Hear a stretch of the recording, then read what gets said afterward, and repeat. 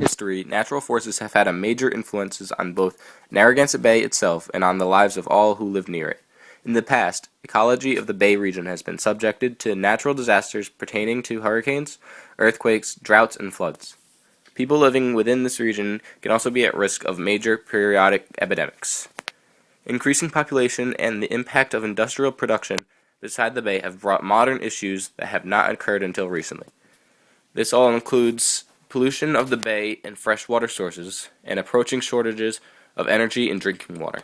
These ongoing issues combined can affect both the lives of the people who live beside the bay and the economy of the entire bay.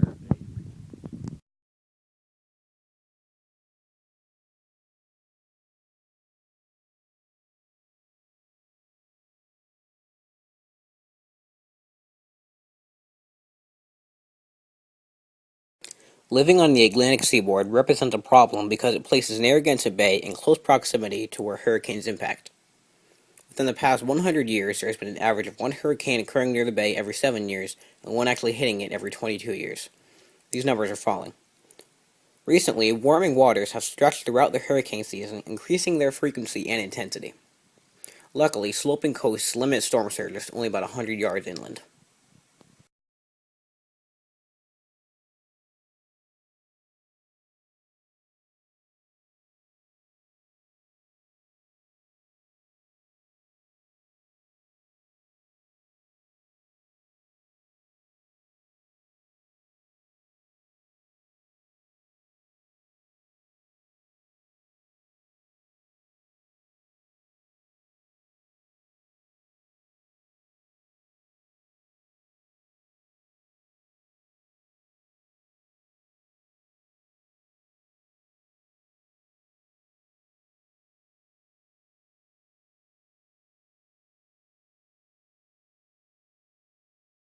Unfortunately, full city evacuation is not possible due to the fact that hurricane trajectory is discovered 3 days prior to impact, and the roadway's inability to allow 500,000 or more people to move north at once. Roads leading away from the bay can be used for evacuation, but even during the summer months, when tourism is at its highest, roadways can be difficult to navigate. Both Block Island and Jamestown are at a disadvantage when it comes to evacuation due to very limited transportation options. Hurricane building codes have increased, but as of 2006, 85% of homes are not constructed to modern hurricane building standards, making these areas very subject to such destruction. Rhode Island's tourism-based economy makes it quite susceptible to fuel price rises and shortages. A fuel shortage that may last for more than 2 weeks represents a major tourism decline.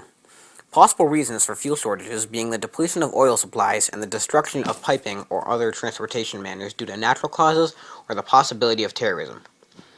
The transportation of natural gas throughout the bay is worrisome due to the threat of hurricane attacks that could potentially destroy one of the bridges. Winter conditions may put pressure on fuel supplies in the Bay Area due to difficulty of transportation and higher demand, and there's nothing that can really be done from the state government level to fix this. Alternative sustainable fuels can be the main solution to all of these ongoing problems. The use of wind energy within the bay could be a potentially beneficial method from both economic and environmental perspectives.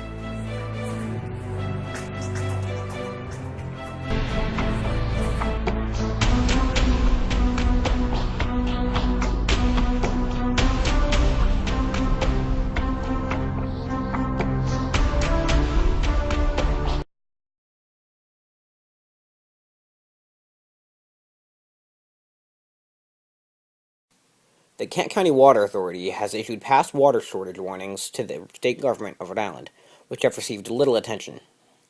Over 400 different water companies, with no cooperation between them, are selling water from the same sources to different places at different rates statewide. The threat of hurricanes are a welcome sight in the scope of water shortages and may be of great benefit to the state's water table. Ongoing changing weather patterns are likely to make droughts more common within the next 25 years, posing stressing issues on the community of Rhode Island. Drops in the populations of cod, scallops, lobster, and other marine life in Narragansett Bay show the level of concern pollution brings. More than 90% of the bay's eelgrass has disappeared in the past 20 years, which is largely due to fertilizer and general pollutant runoff. Eelgrass acts as a shelter for a multitude of marine life, and the desecration of these represents a habitat depletion issue. Most impervious surfaces on Rhode Island are surrounding the bay, allowing large amounts of pollution to flow off the streets into the water. In comparison to recent years, released pollutants are less harmful but are still very apparent. Heavy rainfall leads to sewage treatment plant overflow, thus creating bacterial and viral pollution. In fact, multiple beaches have been closed for days, even weeks at a time, due to such harmful bacterial pollution. However, thanks to the cooperation in Gilbane, bay pollution has been drastically reduced due to the project called the Narragansett Bay Combined Sewer Overflow Project. Both Save the Bay and Narrow River Preservation Society are working to slow pollution rates as well. The conservation of wetlands may be the next important step to maintaining bay water quality. That have served our community well. None more important, maybe, than the Narragansett Bay Commission Combined Sewer Overflow Project. This project is a 3-mile tunnel under Providence, several hundred feet underground.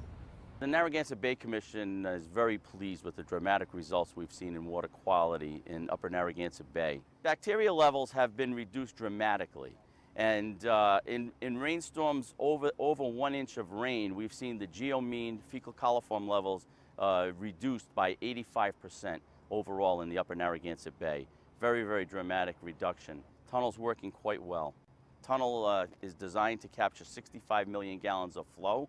Since the system went online in 2008, we've already processed over 3 billion gallons of wastewater that would have flowed into the bay. As a boater, I can tell you that this has made a huge impact on our community and our environment. Due to New England's dependence on tourism, Rhode Island's largest source of income is their tourist seasons. Despite recent efforts, Rhode Island has failed to form new companies that would help with the job dilemma and the high taxes by allowing a new, steadier method of income. Pension plans that permit high benefit with minimal funding are creating jobs that seem to have no resolve. Most pension plans are funded at 100%, while Rhode Island is averaging at about 67% funding. Governor Kachiri tried to fix this mess of a pension plan with no avail. Fingers have been pointed at the unions when in reality, it's the elected officials who are to blame. Unions were made to ask for good pension plans, however. The governors and the elected officials were the ones who agreed to these requests. School budgets, especially in South Kingston, Block Island, and Narragansett, were out of control. The average cost per student in the U.S. was $8,000. For Rhode Island, the average was $11,000.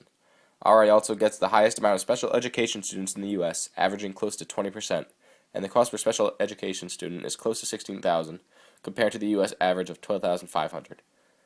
The coastal region has a budget of over $15,000, mainly due to the high property taxes. As a result of high property taxes, the student population decreases. This, in turn, creates higher property taxes. This creates a positive feedback loop that negatively affects the economy of Rhode Island. With houses approaching upwards to $1 million on the bay, class integration is next to impossible to achieve. The middle class that currently lives there are all leaving because they can't support their family and pay the high property taxes that the giant beachfront houses burden them with. These ginormous houses in Rhode Island are already there. They bring tourists, they are pretty, and they aren't going anywhere. The only way we can get rid of them is if a Category 3 hurricane or higher came through Rhode Island and destroyed all the mega houses.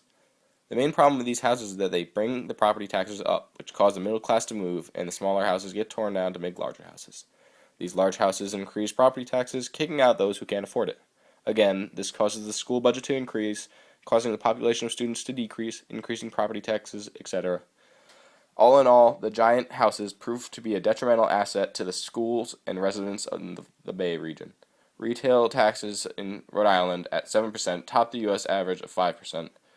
A good way that Rhode Island could fix most of its economic problems is by focusing less on the tourist aspect of income and focusing more on bringing in large corporations for more jobs and a busier economy that won't depend on season or weather. This will create a more stable workforce and economy that Rhode Island so desperately needs. Current tax relief plans include freezing property taxes for homeowners over the age of 65. Taxes appear to be higher and increased for families with school children, while property taxes are lower for families with grown children. Families with children have greater civil expenses than property taxes, thus excess costs are distributed over all taxpayers. Eventually, there will be some communities besides the Bay where the population will mainly just consist of those who are over 55. This comprises more than 25% of the population, and children under the age of 18 would drop to less than 15%. As a result, school budgets are declining and many schools will have to close, reducing the overall amount of teachers and administrators. Real estate values and property taxes have escalated, and the number of families with children has declined because they can no longer afford to live beside the bay. Future demographics of the Bay will appear to be more elderly and middle-aged families with few or no children in grade school. School costs are about 80% of coastal town budgets. By the end of World War II until 1985, coastal Rhode Island was one of the most popular retirement locations in New England. Now, all of these values continue to increase. Possible future tax relief efforts consist of 1. Freezing tax levels of homeowners after reaching the age of 65 if they are in need of financial assistance. 2. Allowing the elderly to defer some real estate taxes until their homes are sold. And 3. Removing portions of property taxes devoted to school expenses from tax bills of the elderly because they have no children in schools. Backing out school expenses may be regressive and penalize young families with or without children. If this shall continue, the elderly will be forced away from the Narragansett Bay region unless they are wealthy. This can eventually even amount to being forced out of Rhode Island altogether.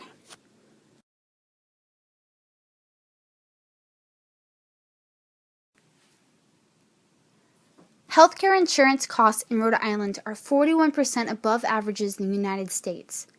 Other states provide free health insurance for workers, while 44 states do not.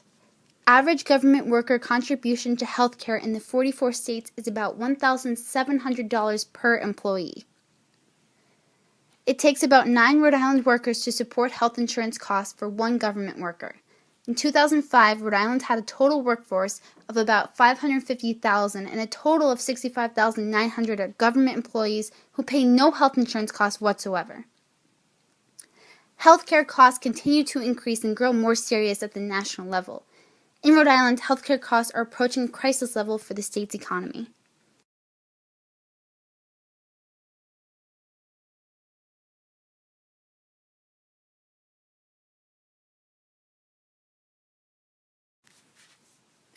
Health insurance payments to the medical profession are among the lowest in the nation, while malpractice insurance is higher than national averages.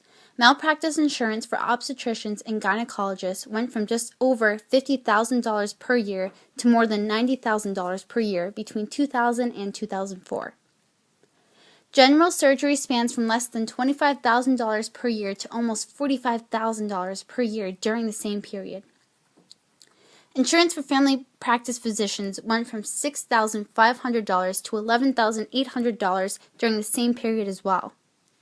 Medical specialties that tend to perform many risky procedures have much higher insurance premiums than ordinary internal medicine. Medicaid reimbursements in Rhode Island are the second lowest in the country. Rhode Island is ranking number 49 out of 50 states in medical payments to physicians.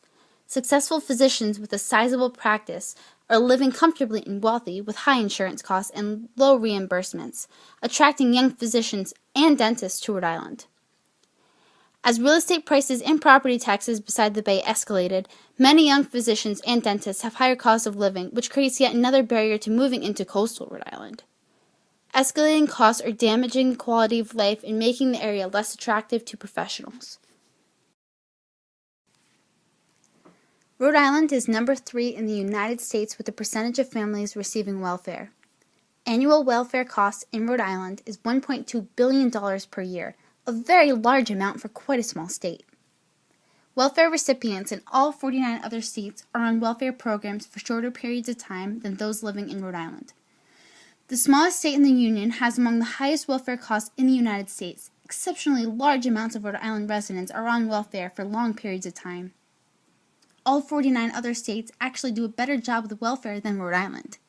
In 2004, 21% of Rhode Island's children were living at poverty levels, an increase from 16% in prior years. The city of Providence ranks as the third poorest city in America in terms of this childhood poverty. Jobs that pay high salaries declined with the loss of manufacturing in the state.